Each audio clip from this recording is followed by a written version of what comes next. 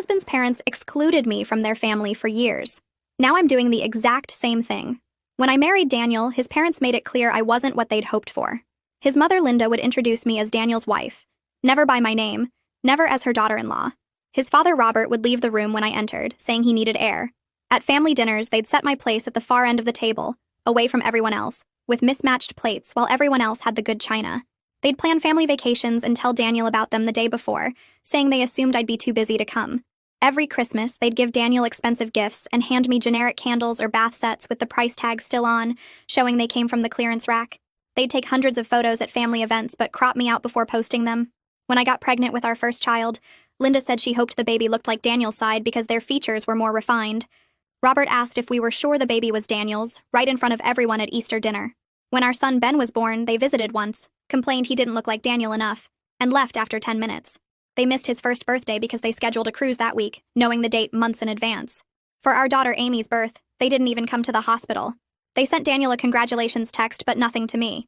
Every milestone the kids had, they were absent. They'd visit Daniel's brother Kyle, who lived 20 minutes from us, and not even tell us they were in town. I'd find out from Kyle's wife posting photos with them. When we bought our first house, they refused to come see it, saying it was too far even though it was closer to them than our apartment had been. When Daniel got promoted, they threw a party and didn't invite me, saying it was just for blood family. When I graduated with my master's degree after years of night school, they didn't acknowledge it. Daniel would make excuses, saying they were set in their ways, they'd come around, they just needed time. 10 years of time apparently wasn't enough. They'd call Daniel to complain about me, saying I kept the kids from them when they'd never once asked to see them. They'd tell relatives I was cold and unfriendly when I'd spent years trying to connect with them.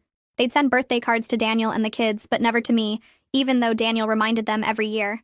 At family reunions, they'd introduce everyone else, then gesture vaguely in my direction saying, "And Daniel's here too," as if I was just an attachment to him.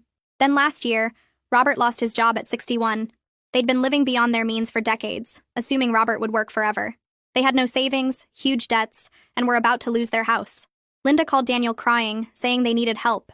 They wanted to move in with us temporarily while they figured things out. Daniel felt obligated and asked me to consider it. I said yes, but I had conditions. They moved in on a Tuesday.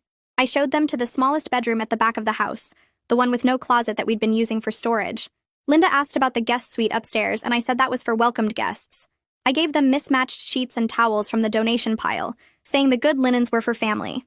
At dinner that first night, I set their plates at the TV trays in the living room while we ate at the dining table. Robert asked why they couldn't join us, and I said the table was for immediate family. Linda started to protest, and I reminded her of 10 years of holiday dinners where I'd eaten alone at the end of their table. For Ben's school play, I told them about it an hour before.